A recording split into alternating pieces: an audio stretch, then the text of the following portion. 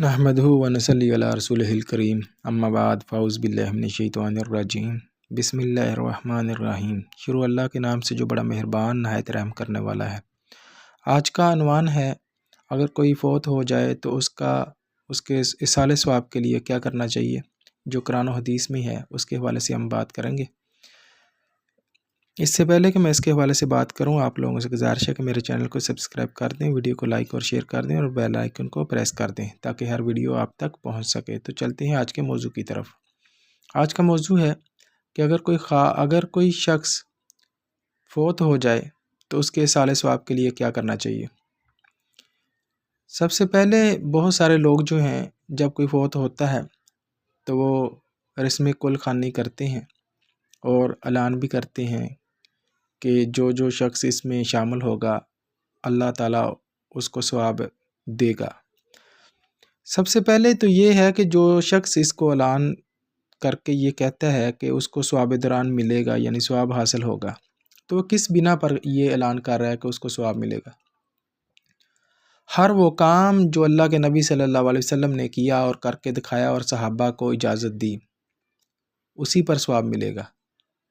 وہ کام جو آپ نے دیکھا دیکھی شروع کیا ہو، جس کا اللہ کے نبی کے ساتھ، اسلام کے ساتھ کوئی تعلق نہ ہو، آپ اعلان کریں اور لوگوں کو کہیں کہ آپ کو ثواب ملے گا، تو ہو سکتا ہے قیامت کے دن آپ اسی کی پکڑ میں آ جائیں کہ لوگوں کو آپ جو ہے غلط ایک بات کر رہے ہیں، ایک غلط کام کی طرف لے کے جا رہے ہیں۔ اللہ کے نبی صلی اللہ علیہ وسلم کے بعد کتنے صحابہ کا انتقال ہوا، کسی صحابہ سے یہ آج تک ثابت نہیں ہوا کہ کسی صحابی نے کل کروائے ہوں۔ یہ رسم ہے اور ساتھ لکھا بھی جاتا ہے رسم کل خوانی، تو رسموں کا تعلق جو ہے وہ اسلام کے ساتھ نہیں ہے۔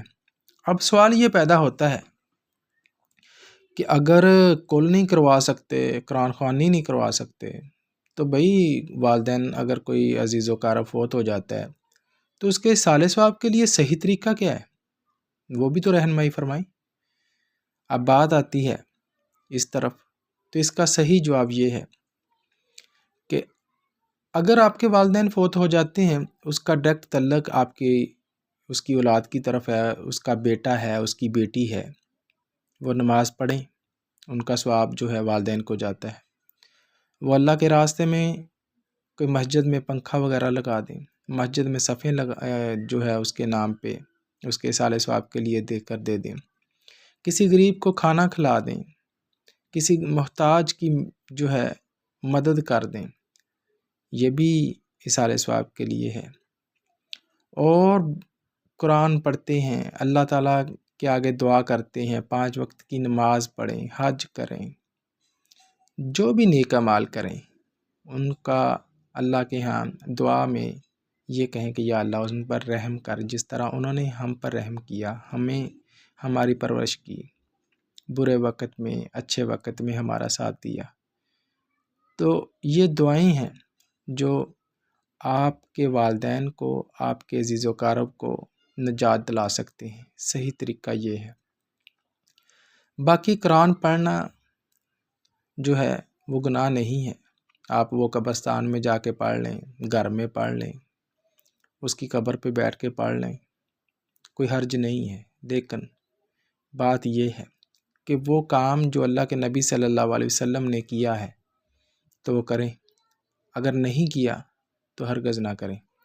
تو یہ جو کل کرتے ہیں، یہ چالیسواں کرتے ہیں، یہ سالانہ کرتے ہیں، یہ کھانے کے ڈھونگ ہیں، ان ملاؤں نے لوگوں کو غلط طرف لے کے گئے ہیں۔